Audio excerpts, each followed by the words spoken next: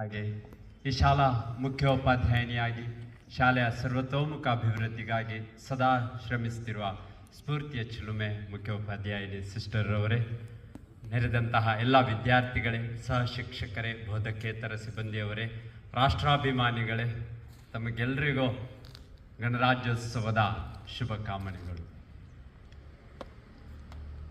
ನಮ್ಮ ದೇಶವು ಸ್ವಾತಂತ್ರ್ಯ ನಂತರ ಆಡಳಿತ ವ್ಯವಸ್ಥೆಗೋಸ್ಕರ ಸಂವಿಧಾನವನ್ನು ಅಂಗೀಕರಿಸಿತು. 1949 ನವೆಂಬರ್ 26ರಂದು ಸಂವಿಧಾನವನ್ನು ನಮ್ಮ ಸಂಸತ್ತು ಅಂಗೀಕರಿಸಿತು. 1950 ಜನವರಿ 26 ಈ ದಿನ ಅದು ಜಾರಿ ಬಂದಂತಹ ಸಂಭ್ರಮವನ್ನು ನಾವು ಆಚರಿಸ್ತೇವೆ.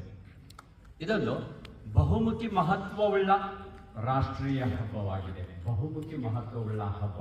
ಯಾಕಂದ್ರೆ ಈ ಹಬ್ಬವು ನಮಗೆ ನಮ್ಮ ಸಂವಿಧಾನದ ಆದರ್ಶಗಳ ಬಗ್ಗೆ, ಮೌಲ್ಯಗಳ